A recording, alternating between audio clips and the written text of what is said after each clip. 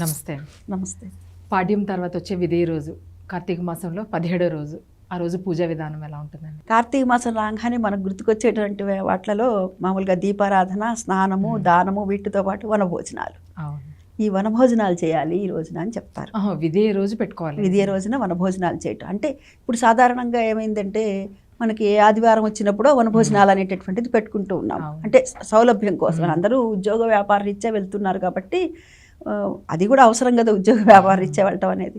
కానీ ఎప్పుడు వెసులుబాటుగా ఉంటే అప్పుడు పెట్టుకుంటున్నారు. కానీ సర్వసాధారణంగా మటుకు మనకి విదే రోజున విధిగా చేయవలసింది ఏమిటంటే వనభోజనం అనేటి. వనభోజనాలు ఎందుకు పెడుతున్నారు?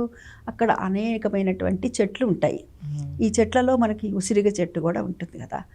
మనకి ధాత్రి పూజ అనేటటువంటిది ఈ మాసంలో విశేషంగా చెప్తారు. లక్ష్మీనారాయణ పూజ అని మనం కార్తీక దామోదరుడుగా కూడా ఈ మాసం అంతా కొలుస్తూ ఉంటాం కదా, ఈశ్వరుడితో పాటు విష్ణువుని కూడాను.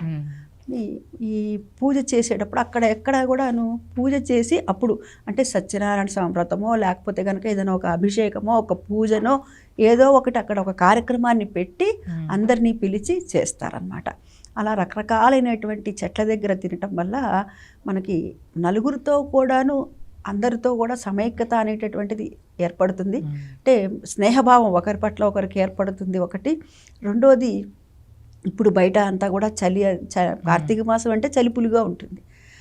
ఈ వాతావరణానికి తగ్గట్టుగా ఆ చెట్ల నుంచి వెలువడేటటువంటి గాలి వల్ల మన రోగనిరోధక శక్తి పెరుగుతుంది. అందుకని ఈ వనభోజనాలు అనేటటువంటిది ఏర్పాటు చేయడం జరిగింది. మనము ఒక రోజున అని చెప్పామనుకోండి, మీకు నెలలో ఎప్పుడు కుదిరితే అప్పుడు చేయండి అని అన్నాం అనుకోండి, అప్పుడు మనం చేయము. ఈ రోజు చేద్దాం, ఆ రోజు చేద్దాం, వినాయకుడు పెళ్ళప్పుడు అంటే రేపు అన్నట్టు రాస్తారంటారే, ఆ చందాన అవుతుందని మన పెద్దవాళ్ళు ఏం చేశారంటే విధిగా ఈరోజు చేయండి అని చెప్పి ఈ ద్వితీయ నాడు కృష్ణపక్షంలో వచ్చేటటువంటి 2వ రోజు విదే రోజున వనభోజనాలు చేయమంటంలో ఉన్న ఆంతర్యం ఇది.